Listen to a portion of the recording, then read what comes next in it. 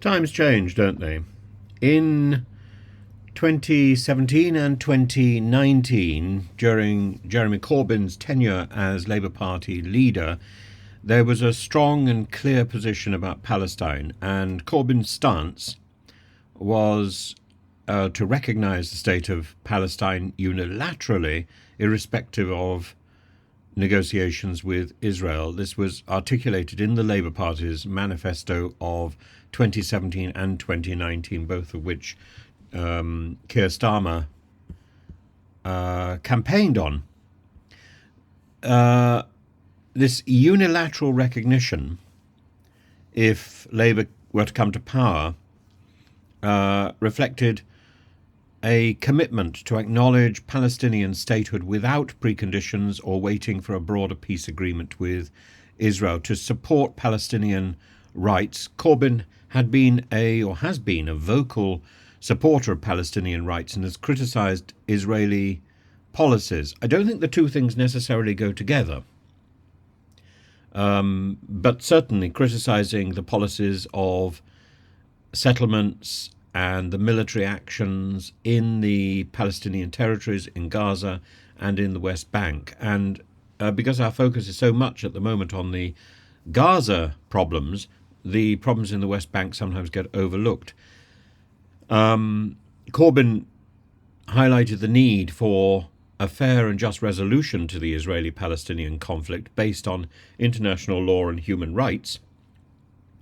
And there are plenty in the international community who believe that a Palestinian state should be recognised, and indeed some countries have already done that following the United Nations vote. But the United Nations, to make that unilateral decision itself, would have to have a vote from the Supreme Council, and that hasn't happened. That is how the state of Israel was proclaimed. And I think the state of Palestine should follow the same principle. It's only a matter of time. It is impossible to delay this any longer.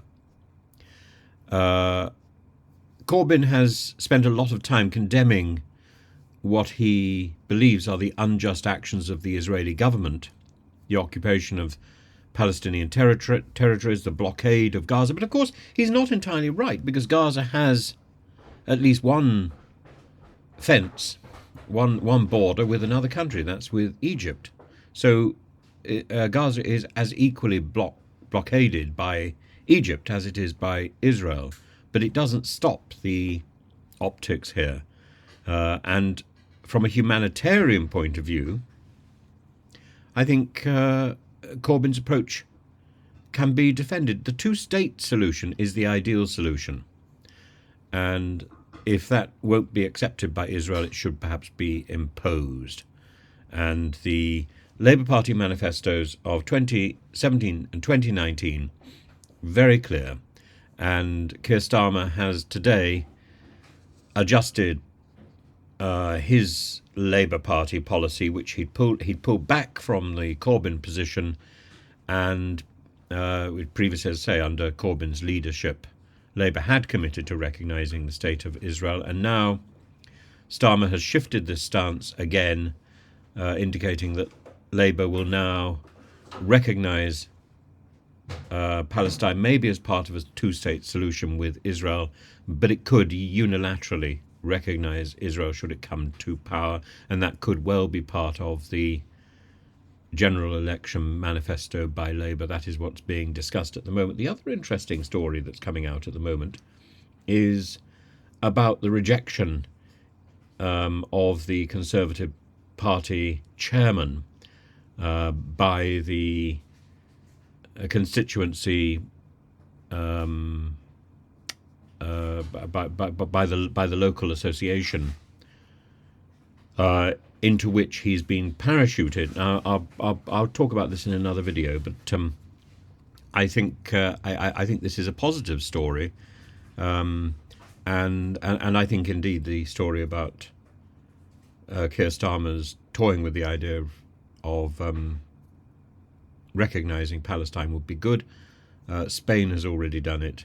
Ireland has already done it, and we should follow suit. We have every There is every impulse to push this one forward. I think it's a good thing, and it's not being anti-Semitic. It's, in fact, if anything, it's being pro-Israeli. There are plenty of Israelis who would welcome the push.